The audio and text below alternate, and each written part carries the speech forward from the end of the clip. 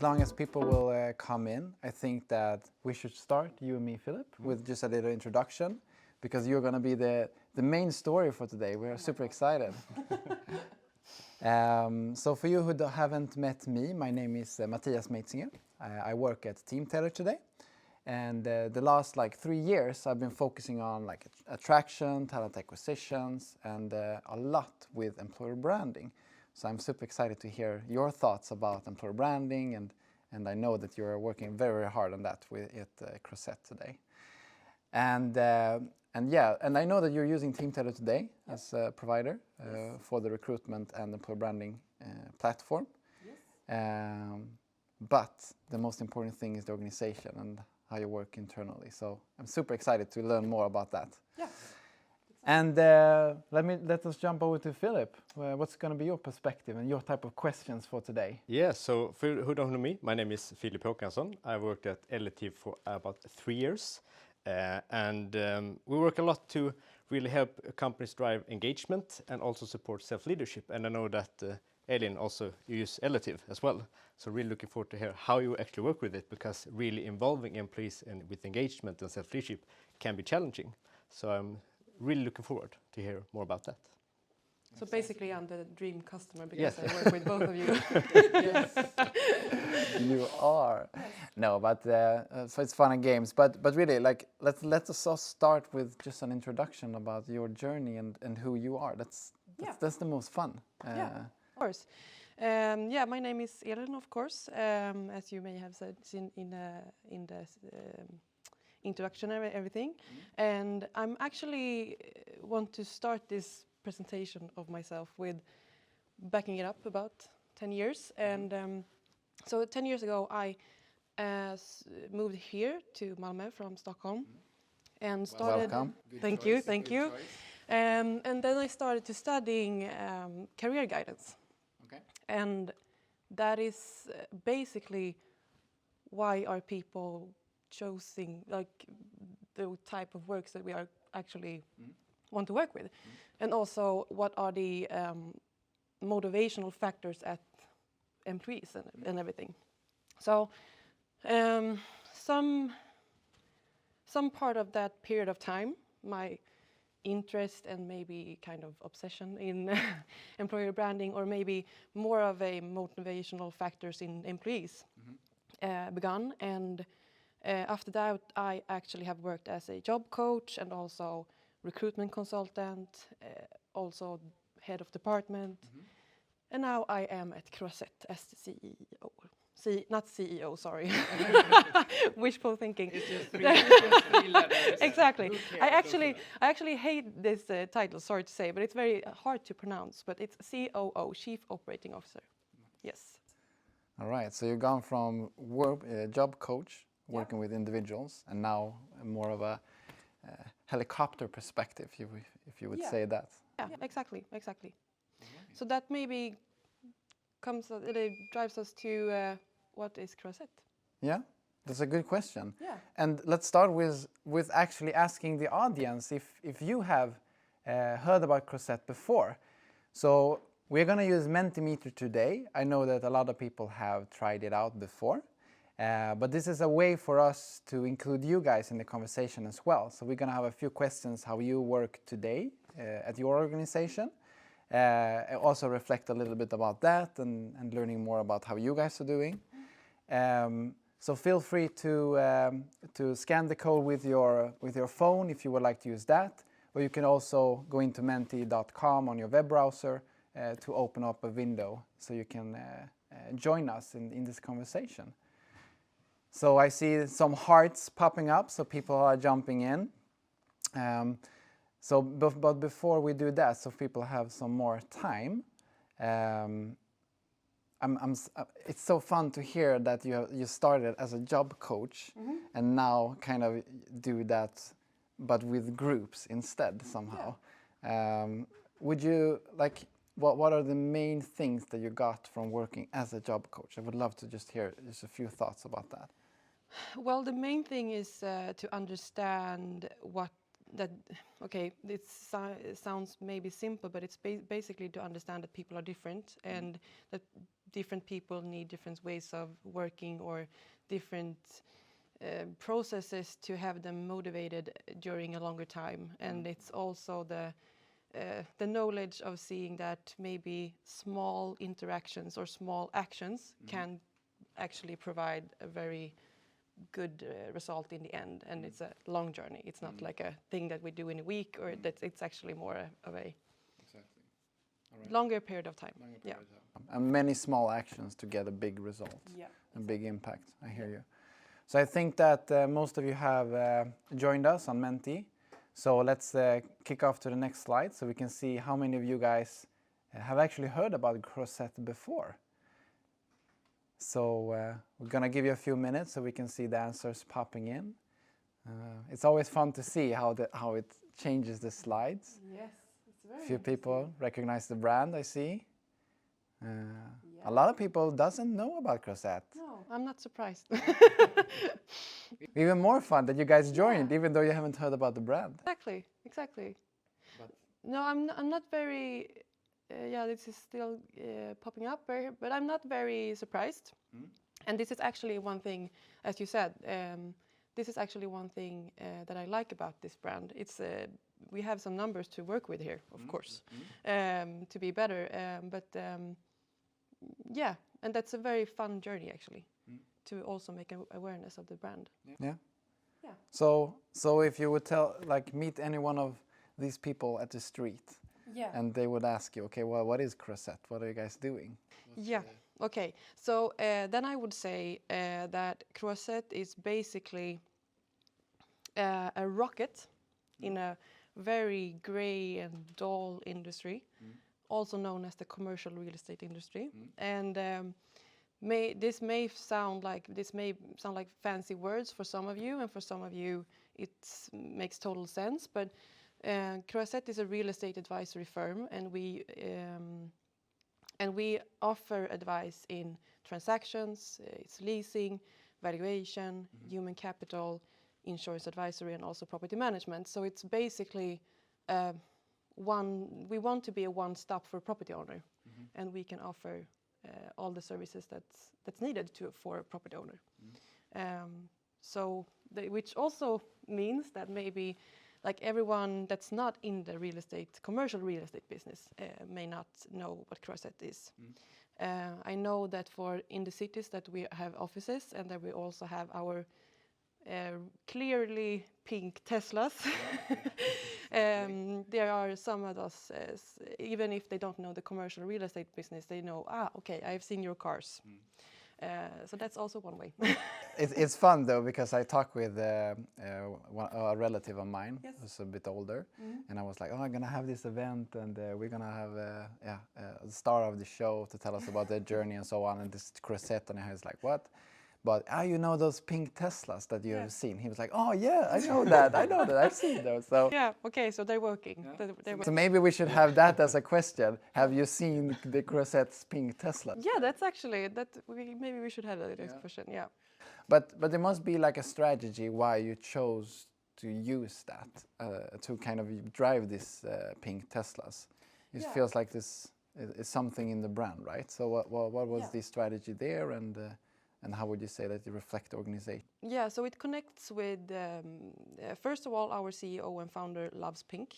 So that's the main thing. But it connects with all the culture and our vision. I know that we will get into that later on, but we do have a very bold vision, and we want to be a bold player in a very gray and dull industry. And so that's just it's just a continuous work of our brand as a challenger in this business, I would say. So everyone else can drive their gray Mercedes, and we can take the pink Teslas. I think it's a good idea. I would go there just to drive the pink Tesla. Yes. But it could be, I must say, it could be because Team Taylor's color is also pink. So it could be that I just felt like, oh, it's a part of our brand as well. Nice. So, but I know that like when we're talking about the brand itself, the brand is also like connected through the vision of the company and so on. So to kind of go in our conversation towards employer branding, like how do you see the vision that you have in the organization? How does that intertwine with the employer branding? Like how does that connect? Yeah, and I think that to be able to answer that question, I think that we need to establish what our vision is. And our vision is actually to become the world's leading advisory firm. And that is, maybe terrifying for some to hear, and for others it's super exciting. And that in the next step is very intertwined with our culture and our employer branding. We are looking for the people that wants to be with us on this journey, and I know that there's a lot of companies that say that join our journey and everything, but this is it's a real journey. And a very important perspective in our bold visions is also the fact that it's very humble. And that may also sound like very no saying that we want to be the world's biggest, but it's we are very humble in the fact that we are not there yet, and it's actually a very clear path that we can take to become the world's leading, but we're not there yet simply. And so we're trying to attract talents that wants to join us on this journey, to wants to actually do the job, do the work to get there, and that's, I think it's a pretty, that's also how we want to, I don't know how to, we want to be profiled as in our employer branding. If you want to come and work with us, and if you are a very energetic, happy, also very kind person, we are always looking for kind persons, then of course you should join us. So I think that's it's the boldness, but also the humbleness maybe that's connected into the brand. Yeah, and it's super interesting because like a lot of the companies that I talk with, sometimes you forget that employer branding is a part of the brand itself, because it's a part of the people, it's a part of the journey and what you want to accomplish. But I love like how you say that, okay, we're gonna have it humble, but we still have high goals and high vision to achieve together. And that you can do with great people. So when we talk about the right people or the right talents to join the journey and to be part of your vision, how would you say that you work with attracting these talents? What kind of tools are you using today to look at both the cultural part, but also like the competence or the experience that they have that they can bring to the table? So first of all, we are doing some work with actually investigating and to see and to have a clear path about what kind of candidates we want to attract. And also intervene with this one is of course that we are using a Teamtailor in the recruitment process, but also Eletive to know how our employees are doing in their organization and what are our strengths. And from that perspective, then we know pretty sure right now what our strength is as an employer. And then we can just use those kind of areas and marketing them and to get people that think, so we get people to our company that also think that those parts are actually very important. So that's a very important step for us to get the whole, what do you say, what do you say, the English word? You investigate, like you go internal and you see, okay. Analyze how it exactly. looks like internally as well. Yeah, so not only like, okay, we want to do this and we want to be in that position, but we are doing this and we are those kind of people, and then we need to find similar people. And you have data as well to back that up. Exactly, and that data is in Eletive then. And that's that data we can use in both like managing actually in the internal organization, of course, but it actually builds us a case with kind of important keynotes we want to highlight in our recruitments. I love that you guys are like actually analyzing internally to kind of see, okay, are we communicating the right things? That's how it sounds like for me as well. But what could be hard sometimes is like, when you get that data from Eletive, for example, where you get that data when you're asking the right questions internally and so on, how often are you actually changing the communication? Do you do this quarterly, yearly, or like how do you work to kind of get that knowledge in your communication as well? Do you mean the communication, like the internal communication? More like external communication. So how do you? So when you get those kind of insights, okay, we are good at this, at this, at this. How do you make those factors something that you communicate to the market to attract the right talents? Well, we try to. First of all, I think that we are pretty good at actually.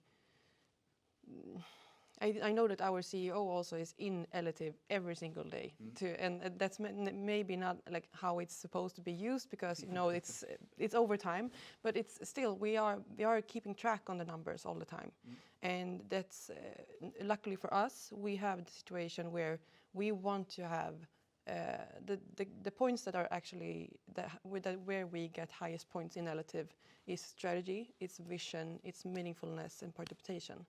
And those kind of things has been important for Crosette since the start. So it's a very, very nice thing to see that it's actually where we're at. The data shows us that, okay, we're actually doing this right. We're not just saying that we want to have high numbers in that people want to be involved and everything. It's actually like this right now, and that is something that we are looking at all the time. So luckily for us, we haven't had the need to change our communication, because it's actually, we have our keynotes, and it's been that since we started with Eletive actually. That's amazing. Amazing, because like most companies that I meet, sometimes when they do kind of that strategy to kind of analyze what's happening internally, in the end it shows like, oh, it really isn't that way that we communicate. So super cool to hear that you kind of have that, like from HR, COO, CEO that sits and kind of try to analyze it as well, because everyone is involved in it and it's so important for the whole organization. So it sounds like that's a key feature why you have had such a success in it. And this sounds like it. So, but I know like the recruitment process is important for you to kind of take in the right people for the organization. So let's jump in and kind of have our audience with us. So we're gonna use a next Mentimeter question to kind of see how many of you think that a resume is important for your recruitment process. So we should be able to jump over to the next slide. Let's jump one more. One more. There we go. So we would love to hear like how many of you guys are using a resume as an important like factor in your recruitment process today. So we see that answers is popping in. It's pretty different. Sometimes a few feel that it's very important, but it's interesting. I thought it would be a lot more that would see the resume as an important. And the thing is that this is super exciting to see, because I have noticed a big change in the industry, like how the resume has kind of been put back a bit, because most organizations talks a lot about culture, maybe using assessments to kind of understanding the passions and the goals for that candidate instead, and try to fit that with the organization. So, and I know that you also have your perspective on how to work with resumes in your recruitment process. So could you share a little bit more about that? Yeah, so I wouldn't say that we have we don't use resumes, because we use them. But it's I think that where we stand out from other of our competitors in the industry, and real estate is an industry where the resume is super important. You know that dilemma where you should be 22 years old, but you have worked 22 years also, kind of. so we do use the resumes to see like, okay, what have you done? Of course, we need to know that. But the biggest difference is that we are actually not choosing all our candidates based on the resumes only. And we have had a lot of recruitments where the resumes are super duper like advanced and everything, but we choose to go with another candidate even if that's the case. And that's only because we are more focused on the attitudes, on the willing to learn, and it's very important that the candidates are happy with the team and the team is happy with the candidate, because they are future colleagues, and if they don't match, then that would only cost us money, basically, and that no one will be happy. So it's very important that everyone feels good in the recruitment, and that the managers are happy, the candidates are happy, and the team are happy. And that is also those kind of attitude where we want a doer with that's kind and also has have a high energy level or not, but those kind of things that we want to see in our candidates. Those kind of things, it's not always very clear in the resumes. Of course, it can be shown in I have done this and this and this, but it's we have had a lot of recruitments where we actually have gone with another candidate and then the one that actually had a very advanced resume, and then Have you ever gone with the first alternative and maybe that went wrong, or that We you don't saw do that you don't do wrongs? Never. No.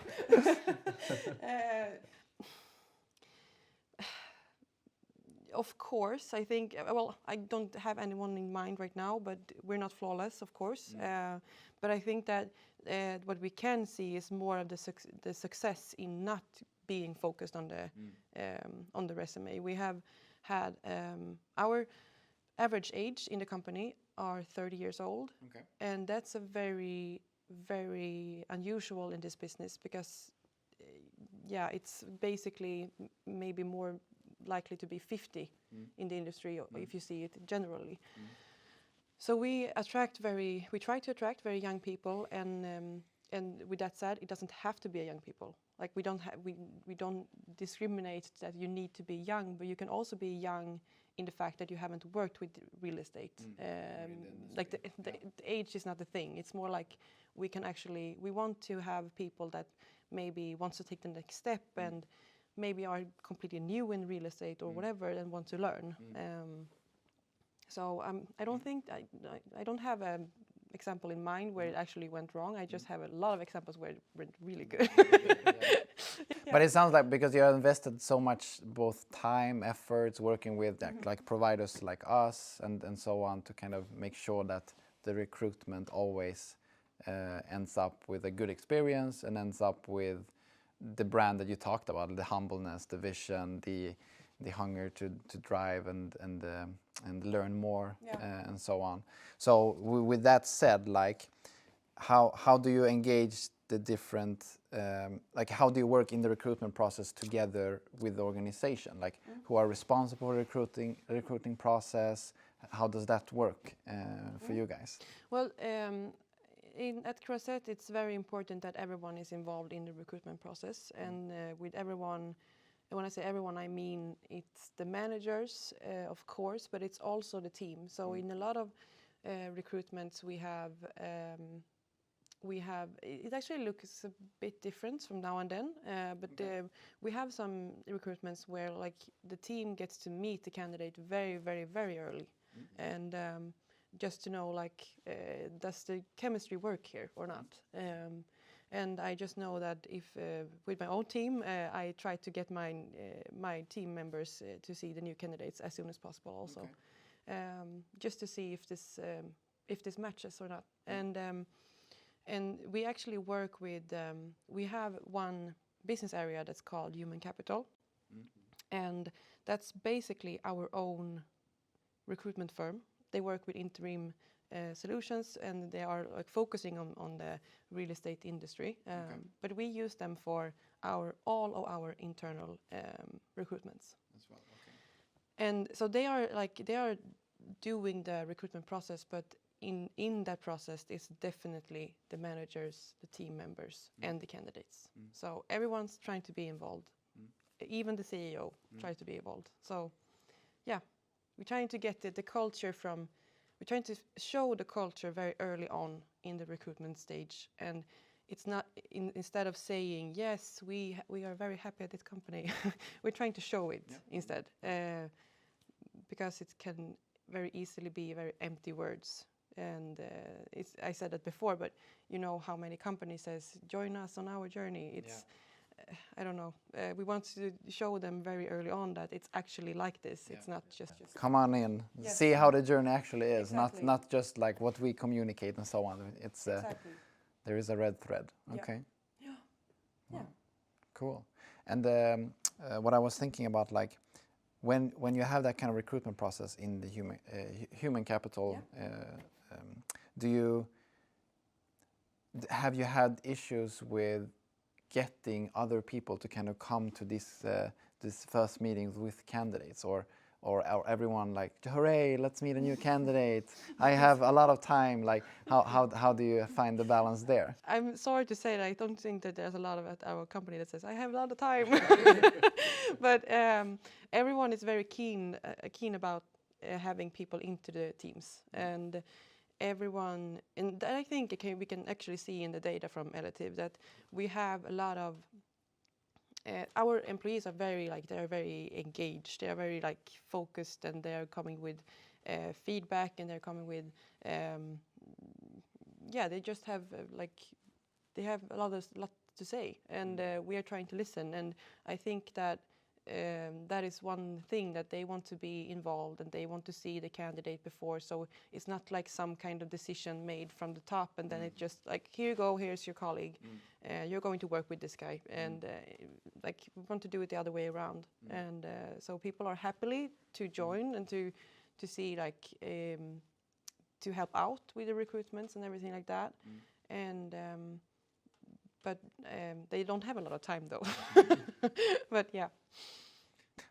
But then it feels like everyone had that experience when they came in, right? Yeah. So then I it's would so say that, much easier to get them to do that as well for someone else. And then that I can easily see, in the beginning, in my team at least, it's very in the beginning it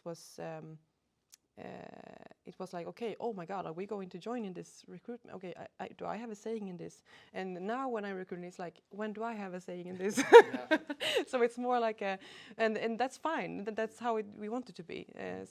But it's funny to see how they actually think that and they feel that by themselves, that we should be a part of this also, about this recruitment process. What I was also thinking about, if I would be a candidate and I would go into an organization that says we are doers, we have high visions and so on, and to meet the team so early in the process, for me that kind of signals, okay, you guys are actually doers, you're not just saying it. And what I think that a lot of people doesn't think about is that when we look at the market today, 80% of the market is, or the employees today, they have a job. They're passive candidates. They are on a place where the grass is greener. So let's say that you want them to join the journey at your company.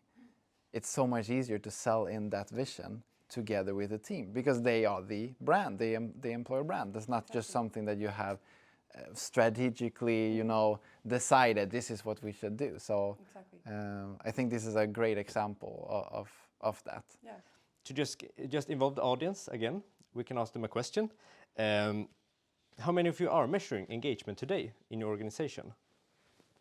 That's going to be really interesting, because this, I would say, the last years, this has become really big topic, that everyone is measuring engagement, and to have data on that as well. So I'm really interested to see how that's looking. For someone that doesn't really know about what it is, what's the difference? So is EMPS kind of a result of how the engagement looks like, or what's the so in PS you could say is how willing your employees are to recommend you to other people, while the engagement you could say is like an index usually, which is stands on many different aspects. So okay, what's important to drive engagement. If we take Crosette, for example, it can be relationship with manager, relationship with colleagues. It can be things like meaningfulness, participation, and all of this rounds up usually to an engagement index. So that's why it's super interesting to see. But sometimes really interesting to know, to build a bit more upon, when we talk about engagement, because it's not real engagement when it's just up to, for example, the CEO or the management team to make all the actions. I know that you really support self-leadership. Can you tell us a little bit more about how you support self-leadership at Crosette? Yeah, we well, actually, the whole company wouldn't work. But the thing that we have is people, kind of. And if people are not engaged and actually are doing stuff to make their day actually be good, and if they are just sitting down and waiting for the managers, then the whole company will just, I don't know what we're doing here, if that's the way. So it's very important that every single employee takes their own responsibility, and I think that there's a lot of companies out there who would, of course, agree with this one, because it can't only be up to the managers, because it's not the managers who's the company. It's all of the employees, kind of. And we have actually our business model is built on that we want to have a huge network of very talented advisors. And to become those kind of talented advisors, we also have a very clear succession ladder in the company, which makes it very clear for all the employees that I'm in this level, or this level. So with different levels in my business area. And it's very clear for the employees then if I'm a junior associate, senior associate, or whatever, then it's very clear for me. I have like a list of things that I need to be very good at to be able to go further to the next level. So it's very important and very easy for the employees to actually own their own their development. So they can actually go in and say, okay, I'm pretty good at this one, but I need to improve on this one, and then they can like take it in their own, like take charge of it. And there's actually Eletive is very good also. It's because I think that the me side in Eletive, where you can actually see and how I am feeling, not the company. Me as an individual can see how I am doing over time. That's also actually why we picked Eletive, because it's very intertwined with the self-leadership in the company. Yeah, super interesting. I think it goes hand in hand with what we talked about before as well, like when you recruit people, like if you have a clear ladder, okay, this is how I can advance within Crosette, and with the right attitude, okay, we want to have someone that can drive self-leadership. It shouldn't be like, okay, now maybe once I've done my part, now it's up to my manager to fix the rest. So I think that goes really hand in hand, and it's super interesting to hear. Yeah, definitely. Nice. Cool, but still, to make this possible, you also have to like really involve the managers in some way to make them communicate this to the employees to really know how do we support self-leadership, or like it's a fine line. What should I as a manager? What can I as an employee do? But how do you really involve the managers to support self-leadership within their teams?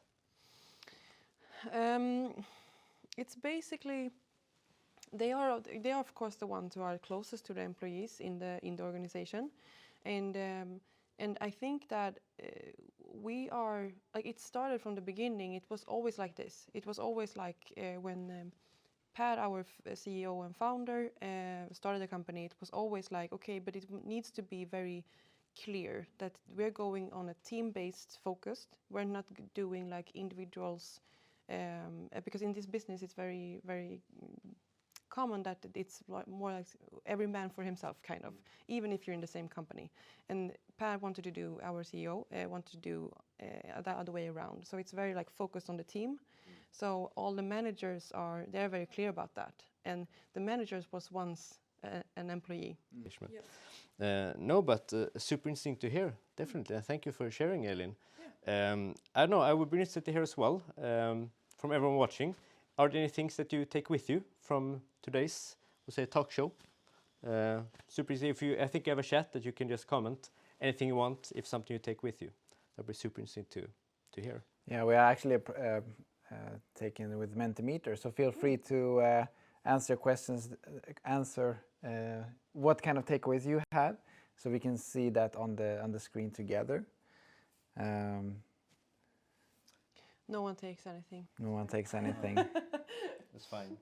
But we had a good time. Exactly. Yeah. This was very nice. So Definitely. I can go on and on and on about Crosiette. So I won't start working at Crosiette. That's nice. Get another recruitment. Yeah, exactly. You can call me. We can have your Elin's number later on, or you can give her a call. Self-leadership is so important. Yes. I think I would say that that's what we have. Kind of. We have a lot of things, but you know, it's helps out a lot to have the self-leadership. Nice to hear. And a lot of the things that I kind of take with me after this conversation is like the candidate experience for me is so important to get a feeling of the company for the candidate. This is a way of selling the journey and making them feel like, okay, the grass is greener over here. This should give me more value and so on.